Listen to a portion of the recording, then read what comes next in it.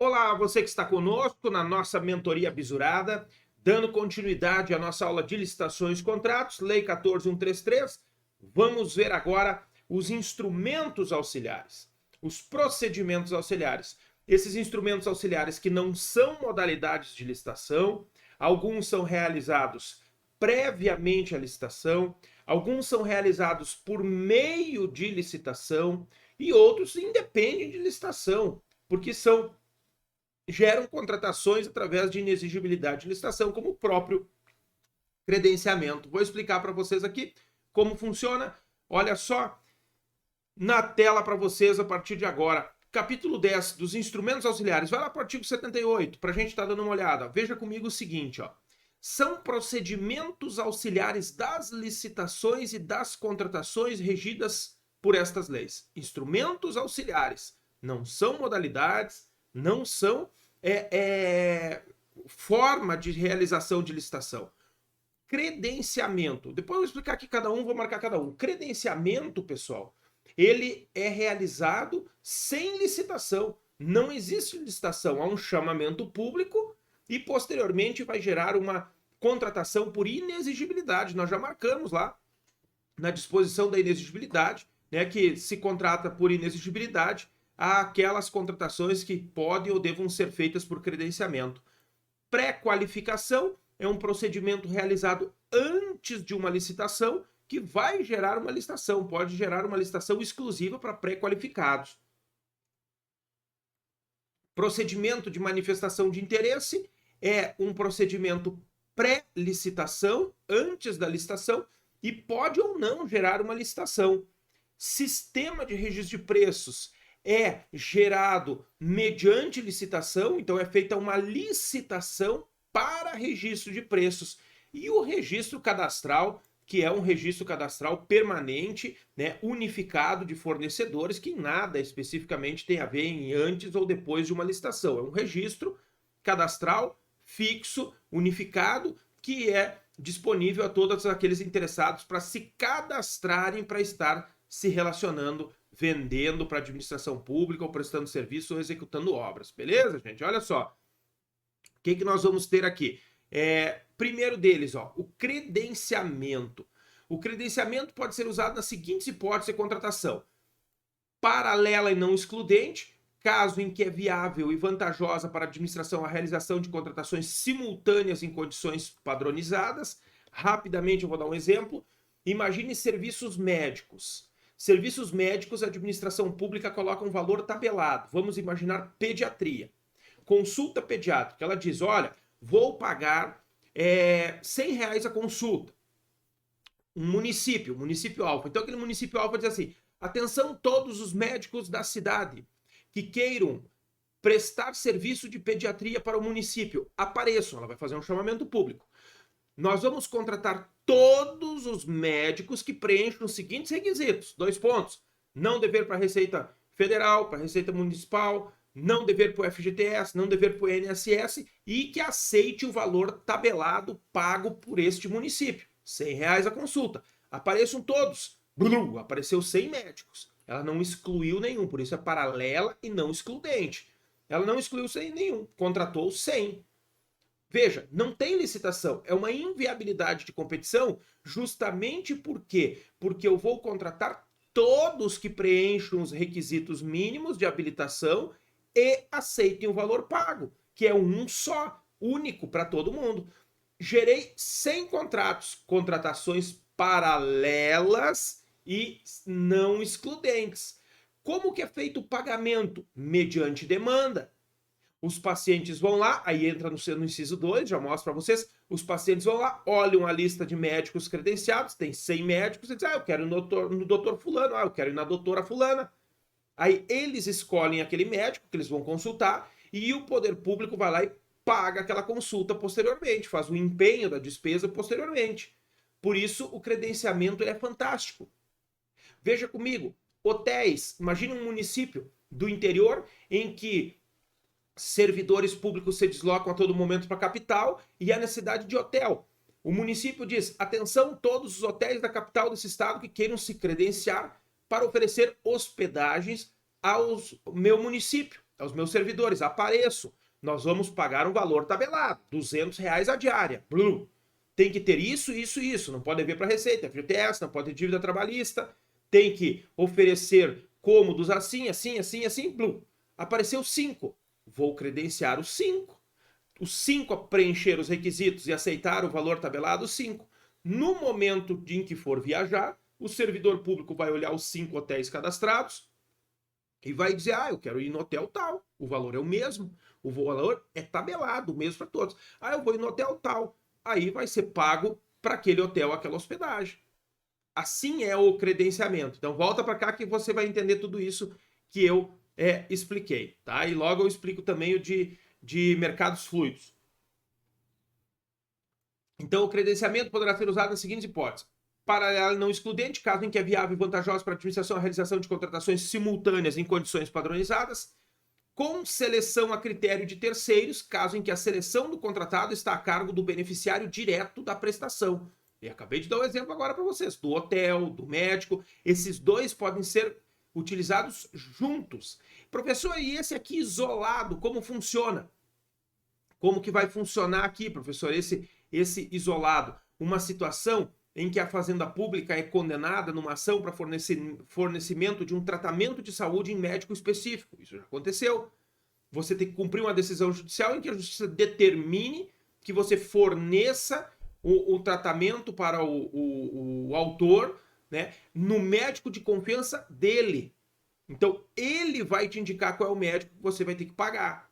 E aí é exatamente esse aqui isolado, com seleção a critério de terceiros. E em mercados fluidos, caso em que a flutuação constante do valor da prestação e das condições de contratação inviabiliza a seleção de agente por meio de processo de licitação. Exemplo, combustível. Imagine um município, ele tem uma variação de combustível muito grande, a gente sabe que tem uma variação de combustível muito grande. Toda hora sobe e desce, toda hora sobe e desce. Você não tem como manter um registro de preços. O que o município diz? Atenção, todos os postos dessa cidade, venham se credenciar. Não pode dever para Receita, não pode dever FGTS, não pode ter dívida trabalhista, não pode papapá. Aqui não tem nada a ver o preço, olha só. Credencio. No dia em que eu vou precisar abastecer, digamos que tenham aparecido 5 postos da cidade, 5 se credenciaram. No dia do abastecimento, eu vou cotar o preço do combustível naqueles 5 postos e aquele que tiver o preço do dia mais barato é onde eu vou abastecer o carro. Isso é credenciamento em mercados fluidos. Vocês vão enxergar tudo isso que eu expliquei logo abaixo. Aqui. Os procedimentos de credenciamento serão definidos em regulamento, observar as seguintes regras, gente. A administração deverá divulgar e manter à disposição do público em site eletrônico oficial edital de chamamento de interessados, de modo a permitir o cadastramento permanente de novos interessados. Acabei de dar aquele exemplo, chamamento público, atenção, todos os médicos que queiram, atenção, todos os postos de combustível. Esse é o chamamento público. Na hipótese do inciso 1, contratação paralela e não excludentes, quando o objeto não permitir a contratação imediata e simultânea de todos os credenciados, deverão ser adotados critérios objetivos de distribuição da demanda. Como vai ser a distribuição? Vai ser por escolha do beneficiário direto, se eu combinar o inciso 2? Exemplo dos médicos, eu quero ir no pediatra tal, quero ir no pediatra tal. Ou vai ser por escala? Ou vai ser por sorteio? Como que eu vou distribuir a demanda? Porque o pagamento vai ser conforme a demanda. Então, como que eu vou? Perícia, isso é muito utilizado. Na justiça, é muito utilizado para contratação de peritos. E aí, como que é feito a distribuição? Sorteio. Então, assim é feito. Tem que saber que tem que ter um critério objetivo. E esse critério objetivo pode, inclusive, estar no edital que a demanda será conforme a escolha do destinatário da prestação. O edital de chamamento de interessados deverá prever as condições padronizadas de contratação, tem que ser todos iguais. E nas hipóteses do inciso 1 e 2, volta para cá, o deverá definir o valor da contratação. Como eu disse, o valor é tabelado no 1 e no 2. No 3, a administração deverá registrar as cotações de mercado vigentes no momento da contratação, aquela do posto de combustível. Atenção, todos os postos, chamo, no dia que eu vou abastecer, coto neles, registro a cotação do dia e vou abastecer no mais barato. Não será permitido o cometimento a terceiros do objeto contratado sem autorização expressa da administração, sem dúvidas. Veja, eu credenciei os médicos pediatras lá, né? O doutor fulano, doutora fulana, doutor fulano, doutor fulano. Aí a pessoa vai ser atendida, chega no consultório, quem está lá é o estagiário dela. Não, quem foi credenciado, quem apresentou a qualificação foi o doutor fulano, a doutora fulana. Então é eles que têm que prestar diretamente essa execução. Será admitida a denúncia. Denúncia, o que é a denúncia aqui, pessoal? É a saída, tá? É como se fosse a denúncia de um tratado internacional. Denunciou um tratado internacional, saiu de um tratado internacional. Será admitida a denúncia por qualquer das partes nos prazos fixados no edital. Será admitida a denúncia por qualquer das partes nos prazos fixados no edital. Aqui é a saída, beleza? Então fechamos aqui o credenciamento. Você viu como é algo fantástico? Um dia você vai enxergar isso no dia a dia. Você vai enxergar no dia a dia esse credenciamento. Tem credenciamento para advogados dativos. Atenção, todos os advogados da comarca que queiram atender como advogados dativos. Apareço. O valor é tabelado. Paga-se tanto para cada procedimento. A escolha por parte do beneficiário direto. Aí chega lá, aquele beneficiário direto que é o destinatário da justiça gratuita, que vai ser atendido através do advogado ativo, vai olhar a lista de advogados ativos, ele vai enxergar lá. Ah, olha só, né? O doutor João aqui, poxa, que bacana o doutor João como advogado ativo, é nele que eu quero ir, é com ele que eu quero ser atendido. Vai lá e vai destinar. Vocês verão muito o credenciamento com a nova lei de licitações e contratos. Seguindo para cá, gente, pré-qualificação, olha só. A pré-qualificação é o procedimento técnico administrativo para selecionar previamente. Eu vou selecionar, mas ainda não é uma licitação. Ele precede a licitação. Eu vou agilizar a minha licitação, principalmente a fase de habilitação.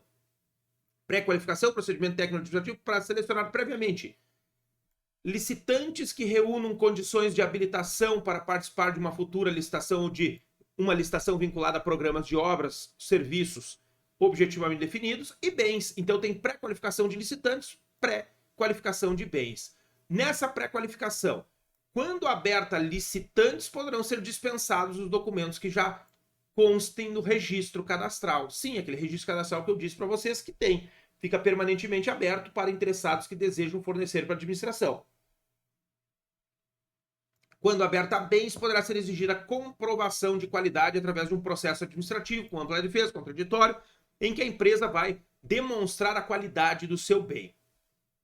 Esse procedimento fica aberto permanentemente para a inscrição de novos interessados e, quanto ao procedimento, deve constar do edital as informações mínimas necessárias para a definição do objeto desta pré-qualificação, a modalidade, a forma da futura licitação e os critérios de julgamento. Por isso eu disse, ela antecede uma licitação. A licitação vai ser posteriormente, ó, futura licitação. Você vai marcar aqui, pessoal, esse ponto aqui, ó, do prazo de validade. Prazo de validade da pré-qualificação tem 1 ano no máximo e poderá ser atualizado a qualquer tempo. E não superior ao prazo de validade de documentos apresentados. E marca o parágrafo 10, que esse é importante. A licitação que se seguir ao procedimento de pré-qualificação poderá ser restrita a licitantes ou bens pré-qualificados. Marca esse com piscante. Por quê? Pode perguntar isso. Pode dizer que o município Alfa lançou um procedimento de pré-qualificação e posteriormente restringiu a licitação apenas para licitantes pré-qualificados. E aí vai perguntar se é válido isso. Sim, é válido. Ó. A licitação que se seguir ao procedimento da pré-qualificação poderá ser restrita a licitantes ou bens pré-qualificados, aqueles que participaram da pré-qualificação. Marca texto piscante nesse aqui. Procedimento de manifestação de interesse, pessoal. Procedimento de manifestação de interesse, a administração pública vai chamar a iniciativa privada para elaborar algum projeto. Atenção, iniciativa privada, apareçam, mostrem seus projetos de inovação aqui para o município. Eu tenho uma necessidade, é muito parecido, ele é irmão, mas não é um irmão gêmeo, mas é irmão do diálogo competitivo. Ele vai chamar, as empresas vão desenvolver um projeto e, posteriormente, o município, o estado ou a União, né, ou suas autarquias e fundações poderão, não é obrigatório, instaurar uma licitação para execução daquele projeto. A empresa que vencer essa licitação paga o autor do projeto, porque o projeto foi feito pela iniciativa privada, então vai pagar. O poder público não paga nada daquele projeto. Quem vai pagar é o vencedor da licitação. Você já vai enxergar isso. Olha só. A administração poderá solicitar a iniciativa privada mediante procedimento aberto de manifestação de interesse, chamamento público, a ser iniciado com a publicação do edital de chamamento público, a propositura e a realização de estudos, investigações, levantamentos e projetos de soluções inovadoras que contribuam com questões de relevância pública na forma de regulamento. Os estudos, as investigações, os levantamentos e os projetos vinculados à contratação ou de utilidade para licitação, realizados pela administração ou com sua autorização, estarão à disposição dos interessados e o vencedor da licitação deverá ressarcir os dispêndios correspondentes conforme especificado no edital. Olha quem ressarce? O vencedor da licitação. Passa um traço simples aqui. O vencedor da licitação que vai ressarcir os dispêndios. A realização pela iniciativa privada de estudos, investigações, levantamentos e projetos em decorrência do procedimento de manifestação de interesse deste artigo não atribuirá ao realizador direito de preferência na licitação. Olha só, ele vai elaborar o projeto, o estudo. A partir disso, isso vai ser executado. Aí eu vou licitar essa execução. Na licitação para executar isso, quem realizou o projeto, o estudo, não tem preferência nenhuma, vai concorrer de igual para igual com aqueles que vão executar. Marca esse inciso 1. Não obrigará o poder público a realizar licitação. O poder público pode realizar essa licitação posterior, se desejar, se entender que é pertinente. Não implicará por si só direito a ressarcimento de valores envolvidos em sua elaboração. Será remunerada somente pelo vencedor da licitação, vedada em qualquer hipótese a cobrança de valores do poder público. Então ele faz esse projeto por sua conta e risco. Eu quero que vocês marquem aqui essa palavrinha, soluções inovadoras, passa um traço simples embaixo dela, porque você não pode confundir ela com a lei das startups, tá? Já vou mostrar para vocês. Então, soluções inovadoras aqui, passa o traço simples, e logo vou mostrar para vocês a questão das startups. Para aceitação dos produtos desse artigo, a administração deverá elaborar parecer fundamentado com a demonstração de que o produto ou serviço entregue é adequado o suficiente à compreensão do objeto. O procedimento previsto neste artigo poderá ser restrito a startups, assim considerados os microempreendedores individuais, as microempresas e as empresas de pequeno porte, de natureza emergente e com grande potencial que se dediquem à pesquisa, ao desenvolvimento e à implementação de novos produtos ou serviços baseados em soluções tecnológicas inovadoras, que possam causar alto impacto exigida na seleção definitiva da inovação, validação prévia fundamentada em métricas objetivas, tá? Sublinha isso aqui, ó, startups. Aqui você vai botar um vídeo. Deixa eu abrir para mostrar para vocês, olha só.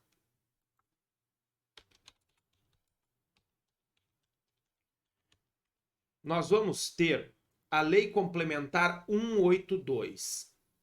Esta Lei Complementar 182, olha só, Lei Complementar 182 de 2021, institui o marco legal das startups. Ali nós vamos ter um vídeo para fazer que você já vai botar. Esta lei traz licitação específica em modalidade especial para ser especificamente feita para as startups. Olha só, é um capítulo específico. Capítulo 6, da contratação de soluções inovadoras pelo Estado. Você viu a palavrinha? Soluções inovadoras pelo Estado? Veja comigo. disposições gerais, as licitações e os contratos a que se refere este capítulo têm por finalidade resolver demandas públicas que exijam solução inovadora com o emprego de tecnologia e promover a inovação no setor produtivo por meio do uso do poder de compra do Estado. Por que você precisa ter uma atenção muito grande para não confundir, gente? Não confundir. Olha só, aqui onde eu tinha colocado para vocês, vai para a Lei 14.133, Lei 14.133, soluções inovadoras, você vai colocar vide art. 12 da Lei Complementar da LC 182/21. Bota aqui debaixo. Vide art. 12 da LC 182/21. Isso aqui não é uma licitação. Isso aqui é um procedimento de manifestação de interesse. Para elaboração de um estudo, de estudos, investigações, levantamentos, projetos de soluções inovadoras, que vai gerar ou não uma licitação. E aí, olha aqui, os estudos, as investigações, os levantamentos, projetos e de utilidade para a licitação futura. E aí você vem aqui, não obrigará o poder público a realizar uma licitação, não obrigará, mas se o poder público for fazer essa licitação, aí ele vai usar esta Lei 182. Olha só, aqui está a licitação. E já vou mostrar para vocês aqui, especificamente, segura aí, olha só. Os órgãos da administração direta, autárquica e fundacional de quaisquer dos poderes da União, dos Estados, do Distrito Federal, dos municípios subordinam-se ao regime disposto neste capítulo. Neste capítulo. Empresas públicas podem adotar se quiser, porque elas seguem a Lei 13.303. E aí você vem aqui, olha aqui, da licitação. Olhe comigo o artigo 13. A administração pública, bota vide art. 12 e 13 lá na Lei 14.133. A administração pública poderá contratar pessoas físicas ou jurídicas, isoladamente ou em consórcio, para o teste de soluções inovadoras por elas desenvolvidas ou a ser desenvolvidas com ou sem risco tecnológico, por meio de licitação na modalidade especial, não tem nome, é uma modalidade especial, regida por esta lei complementar. Então, se falar em startup, falar em solução inovadora, você tem que pescar palavras-chave para você entender se está falando do procedimento de manifestação de interesse, e aí você vai vir aqui para a Lei 14.133 e vai revirar isso aqui, não é grande não, olha aqui, é curtinho, vai revirar, ver se está falando disso aqui, disso, da Lei 14.133, do procedimento de manifestação de interesse, ou se está falando dessa modalidade especial criada pela Lei Complementar 182, criada pela Lei Complementar 182, que está aqui. Por favor, lembre disso, porque aqui nós temos essa modalidade especial criada pela Lei Complementar 182 para a contratação de soluções inovadoras de startups. Olha só, a delimitação do escopo da licitação poderá restringir-se à indicação do problema a ser resolvido e dos resultados esperados pela administração pública. O edital será divulgado com antecedência de no mínimo 30 dias corridos até a data de recebimento das propostas. Aqui estão os lugares onde ele vai ser editado. Como se dará o julgamento das propostas? As propostas serão avaliadas e julgadas por comissão especial, integrada por, no mínimo, 3 pessoas de reputação ilibada e conhecimento no assunto, das quais no mínimo, uma deverá ser servidor público integrante do órgão para o qual o serviço está sendo contratado. E, no mínimo, uma deve ser professor de instituição pública de educação superior na área relacionada ao tema da contratação. E esta licitação aqui, ela vai gerar um contrato, que é o contrato público para a solução inovadora. Esta palavrinha-chave você vai encontrar no problema também, se for para a Lei Complementar 182. Porque aí vai dizer, o poder público objetivando celebrar um contrato público para a solução inovadora. Palavra-chave aqui, ó. Após a homologação do resultado da licitação, a administração celebrará contrato público para a solução inovadora, com as proponentes selecionadas, com vigência limitada a 12 meses, prorrogável por mais 12. Esse contrato público de solução inovadora deve conter, entre outras cláusulas, essas cláusulas aqui, ó, que estão previstas no artigo. E aqui, pessoal, vai ter um outro contrato, que é o contrato de fornecimento posterior. Esse aqui, ela cria a solução inovadora, ó. Contrato público para solução inovadora. Veja, licita a solução inovadora, celebra o contrato público para desenvolvimento da solução inovadora e agora executa. Agora vai executar a solução inovadora, ó, do contrato de fornecimento. Encerrado o contrato do artigo 14, a administração pública poderá celebrar com a mesma contratada, sem nova licitação, contrato para o fornecimento do produto, do processo ou da solução resultante do contrato de solução inovadora, ou, se for o caso, para a integração da solução à infraestrutura tecnológica ou processo de trabalho da administração. São 3 artiguinhos. 12, 13, 4, né? Porque tem o 12, 13, 14 e 15. 4 artiguinhos. Tarefa de casa para vocês. Ler inteiro, inclusive todos os parágrafos dele. Todo. Pega esses 4 artiguinhos e leia inteiro. São só esses. Lei Complementar 182, licitação para startups, específica para solução inovadora. E aí você não pode confundir com o procedimento de manifestação de interesse. Nada impede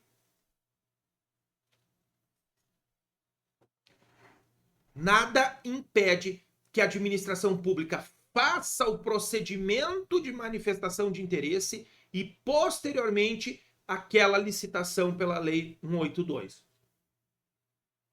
Beleza? Aqui está, então, o procedimento de manifestação de interesse. Sistema de registro de preços, gente. O SRP. O SRP, ele é concomitante à licitação. A administração faz uma licitação para registrar preços, ó. O edital para registro de preços observará as regras gerais desta lei e deve dispor sobre. E aqui estão as normas mínimas que devem estar no edital de registro de preços, que eu não vou ler, não. Você vai olhar. Se cair sobre SRP, é aqui que você vem. Beleza? Ponto que é permitido aqui, ó.